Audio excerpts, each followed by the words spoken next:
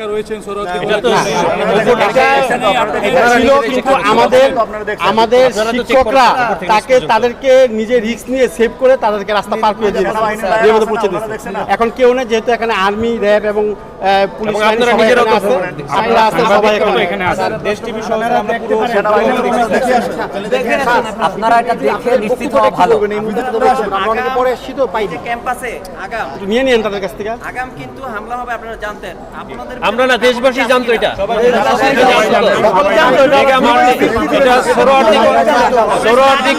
কালকে থেকে জানতেন? জি জি। আপনারা প্রায় উল্লেখ করছেন যে আপনাদের রাসায়নিক দ্রব্যগুলো নিয়ে চলে গেছে, এটা নিয়ে যদি একটু বলেন। রাসায়নিক দ্রব্য বলতে না, আমাদের 12টা ল্যাবের যে কেমিক্যাল এবং যন্ত্রপাতি, মাইক্রোস্কোপ, বিভিন্ন যে বায়োলজির বিভিন্ন বিষয় ছিল, এগুলো তারা লুটপাট করে নিয়ে গেছে। এবং আইসিটি ল্যাবে প্রায় 100-র উপরে কি আছে কম্পিউটার। আমার যে অ্যাকাউন্টসে আছে 5টা কম্পিউটার। আমার রুমে সিসি ক্যামেরা এবং 300-র উপর সিসি ক্যামেরা এই প্রতিষ্ঠানে আছে। এগুলো সব প্রস্তুত করে নিয়ে গেছে।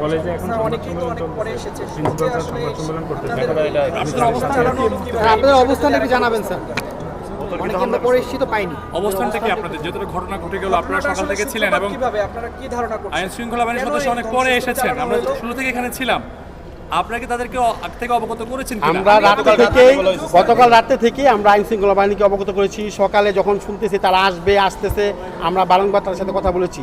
যে কয়েকজন পাঠিয়েছে সেটা দিয়ে এখানে কোনো হবে না, এবং তারা যাত্রাবাড়িতে ব্রেকে দিতে চাচ্ছিল, কিন্তু অনেক ছাত্র এখানে চলে আসছে এবং দুষ্ট লোক চলে আসার কারণে এটা করতে পারেনি।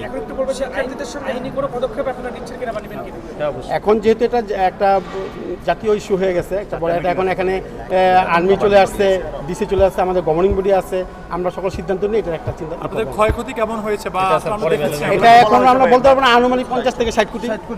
আর লুটপাটের অভিযোগ করছেন, কি কি নিয়ে যাওয়া হয়েছে? আমাদের তো এই যে মিডিয়াতে দেখাইছি, আপনি তালিকা করব। আমাদের কম্পিউটার, ল্যাপটপ, টাকা, সার্টিফিকেট ছাত্রদের, তারপরে মার্কশিট, ল্যাবের জিনিসপত্র সব কিছু নিয়ে গেছে।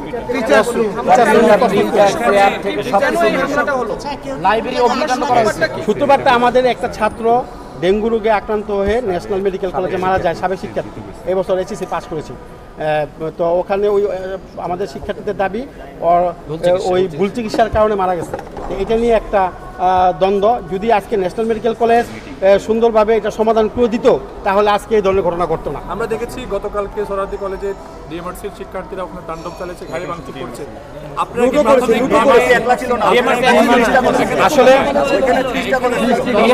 ছেলেদের উপর আগে অ্যাটাকটা করা হয়েছে, প্রাথমিক ব্যবস্থা নিয়েছেন কিনা? আমরা আমাদের শিক্ষার্থী শুধু ছিল না, যেহেতু একটা ছাত্রের মৃত্যুর ঘটনা, এখন সারা কলেজের, ঢাকা মহানগরীর প্রায় অনেক কলেজের শিক্ষার্থীরা এটার প্রতি বিক্ষোভ করেছে এবং সেখানে ওরা শান্তিপ্রিয়ভাবে হয়তো করতেছিল, এর মধ্যে সোহরাওয়ার্দী কলেজের শিক্ষার্থীরা আঘাত করেছে।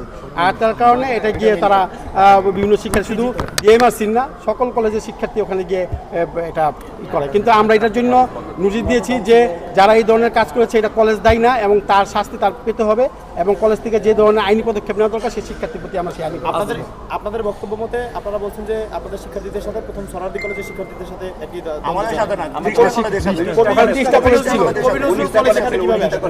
এই যে আইডি কার্ডে যে কতগুলো কলেজ ছিল তারা ছবি দিচ্ছে এখানে। এদের একটা অবস্থান কর্মসূচি ছিল, ওই কর্মসূচিতে কবি নজরুল সোহরাওয়ার্দী তাদের পক্ষ থেকে হামলা হয় এবং এরপরেই তারাই কাজটি করেছে। তাহলে আপনাদের কলেজের উপরে কেন এই হামলাটি চালানো? আমাদের শিক্ষার্থী যে মারা গেছে,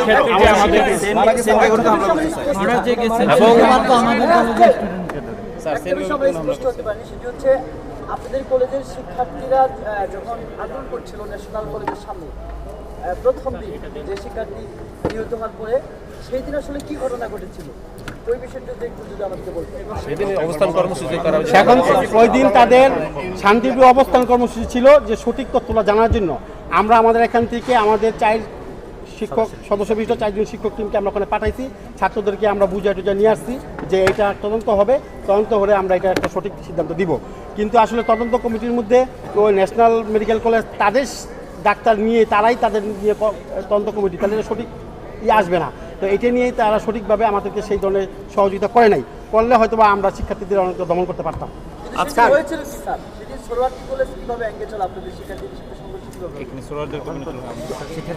তখন ওইখানে কিভাবে সরার্দি কবিনজরুল বা আরো অন্য কলেজের শিক্ষার্থীরা আইসা ন্যাশনালের সাথে সাথে কিন্তু ওরা কিভাবে আইসা এখানে করলো এটা আসলে এটা ন্যাশনাল ওরা জানে, এটা আমাদের জানা না। আজকের ঘটনায় আহতদের সংখ্যা কেমন আপনাদের? আমরা দেখেছি সরার্দি এবং কবি নজরুলের বেশ কয়েকজন শিক্ষার্থী আহত হয়েছেন, আপনাদের কলেজের শিক্ষার্থী আহত হয়েছে। আমাদের প্রায় শতাধিক শিক্ষার্থী হবে, স্পেসিফিক আমি এখন বলতে পারবো না, কিন্তু শতাধিক হবে।